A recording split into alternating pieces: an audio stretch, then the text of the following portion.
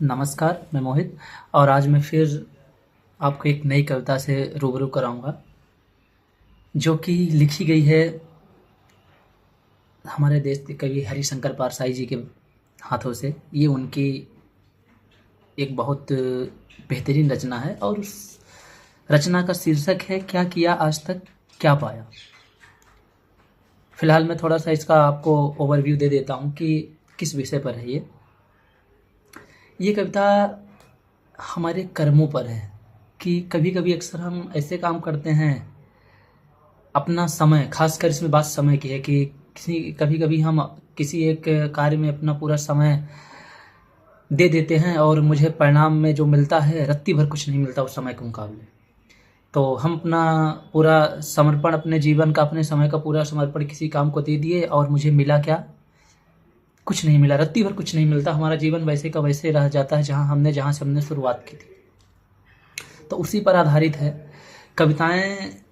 What is the poetry? Poetry is the flow of motions. ये flow होती है हमारी फ्लो ऑफ इमोशंस। तो ये कविताएं जो होती है ना, हमारे भावों को प्रकट करती हैं। ये उन्हीं कवि का भाव है। तो चलिए शुरू करते हैं। ये कविता क्या है?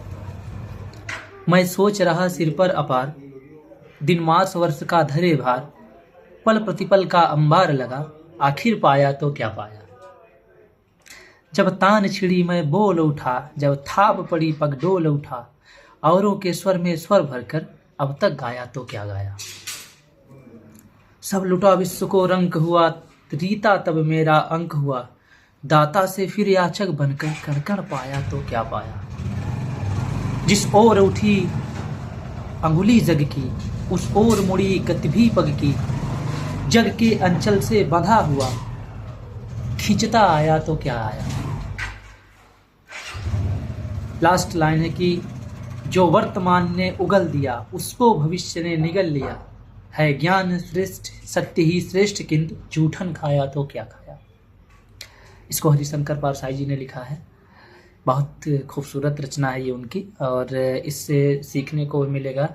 किसी भी कवि, किसी भी लेखक या किसी भी व्यक्ति की कोई भी रचना हो, वो सिर्फ महज एक रचना मात्र नहीं होती। उनके जीवन का एक अनुभव होता है, उनके जीवन का एक हिस्सा होता है। कोई भी व्यक्ति अपने अनुभव से परे बात नहीं कर सकता, चाहे वो मैं हूँ, आप हो, या चाहे जितने भी महान लोग हैं। अनुभव से परे बात की नहीं जा सकती। हर व्यक्ति का एक अपना अनुभव होता है। उसी अनुभव के दायरे में आदमी रह के कभी कभी चीज़ों को काल्पनिक रूप भी दे देता है, बट वो अनुभव से परे नहीं हो सकती। आशा करता हूँ आपको ये कविता अच्छी लगी होगी। धन्यवाद।